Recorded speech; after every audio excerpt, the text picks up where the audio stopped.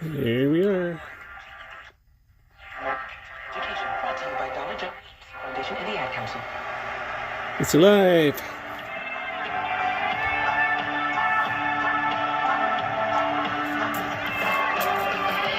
Kind of weird to say because he's been dead for 60 years, but Yeah, this thing has been dead for 60 years. Sean Davidson. But now it's alive. Okay, so do we do appear to be getting high voltage, I think. And no sound, but I do get a little scratching there. So when I do that, so that's a good sign. There is no antenna hooked up to this. So because I was thinking that maybe the power transformer is burned out because I wasn't measuring it right, possibly, but we are getting some voltage there. It looks appropriate, but I thought that was supposed to be DC voltage. I'm not like an expert by any means, but I thought that was DC voltage supposed to be coming out of there. But we're getting AC. Maybe it's pulsed DC, but this is picking it up as AC. I don't know. But yeah, so maybe the power transformer is okay. I had a little bit of a panic mode there. Nothing appears to be burned though. So let's see here. Alright, and we're getting 206 ohms now here. I wasn't getting anything before, so maybe I had a bad connection. So I was almost ready to say all is lost on this for a minute, but it looks like it might be okay. So I'm going to, not today because I've been working all day, but I'm going to check on that volume control. Maybe that needs cleaning. Maybe that's why there's no sound. And I'm going to continue with the recap and get rid of all these old ones. And then we'll see how we are then. We are getting some signs of life, finally. Okay, that's better. Alright, it's not dead. That sounds like 810 WGY. If it is, the dial scale is a little off. But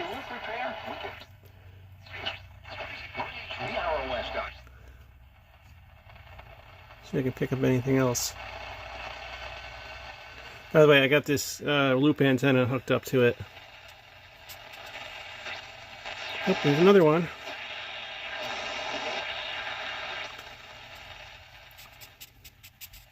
Huh. It's still slipping a little bit here and there because I accidentally got some oil on it, on the friction disc there.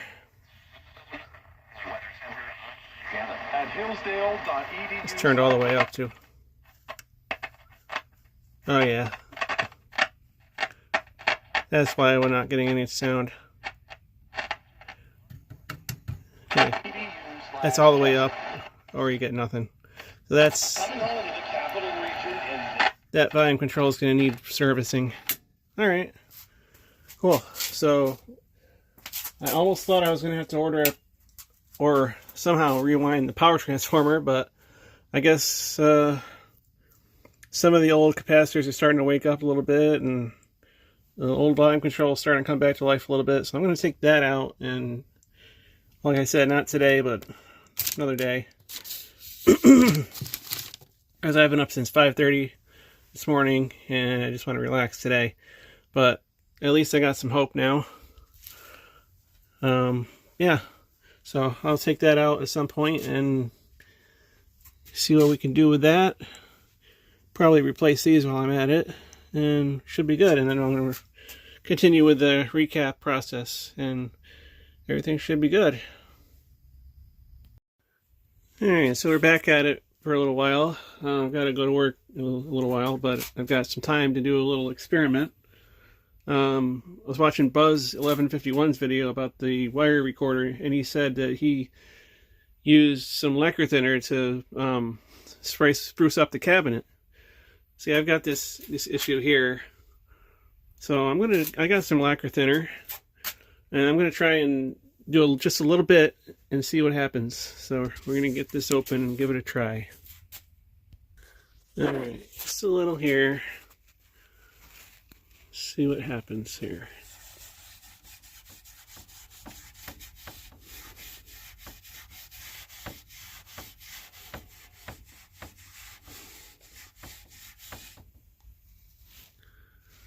Okay.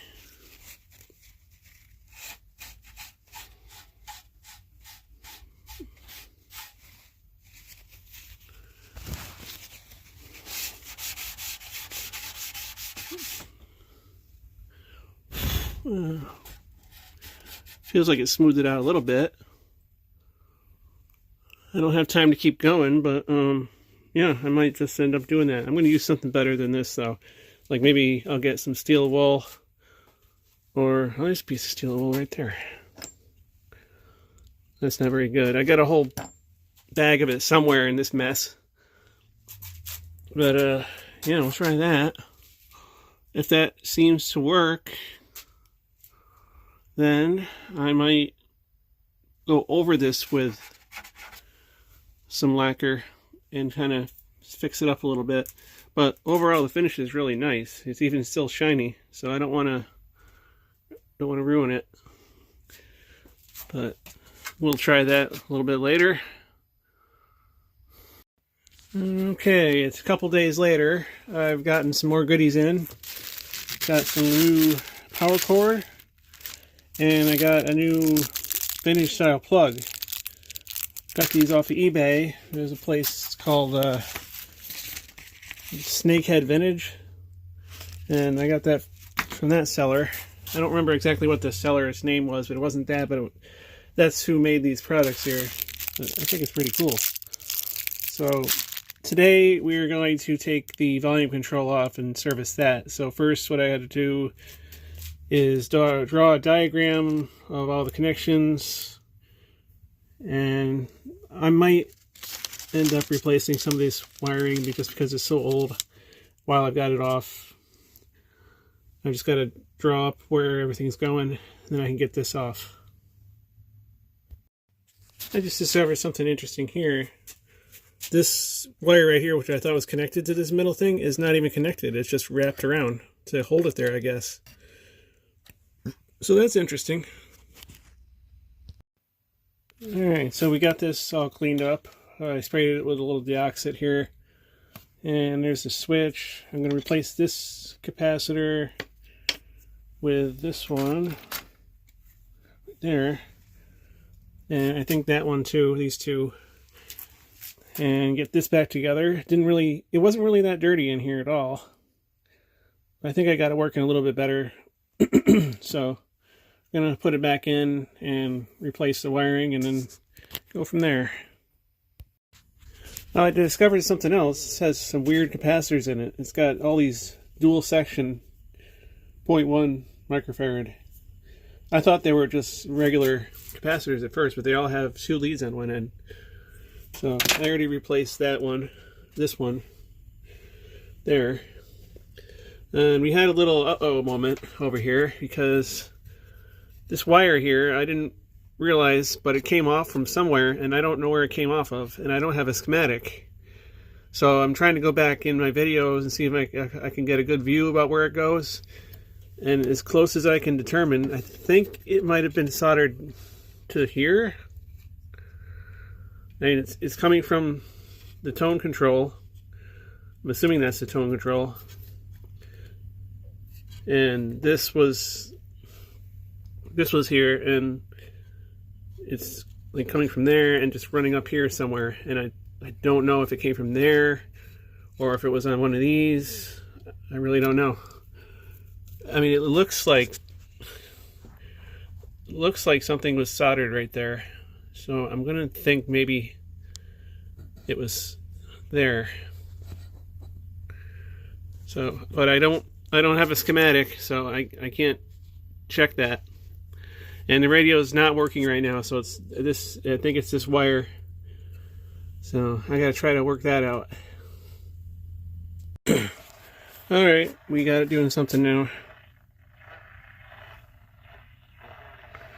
There was a little piece of wire right in here when I soldered this in.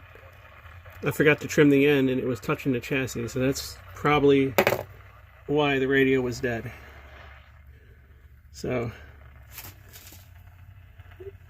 it's low, but we've got sound again.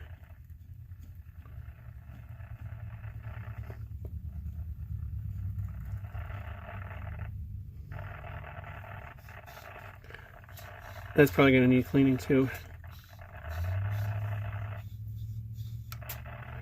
That's all the way up.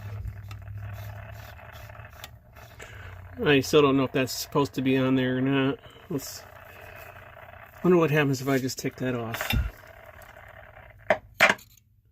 It's dead. Okay. So that is supposed to be soldered there. Alright.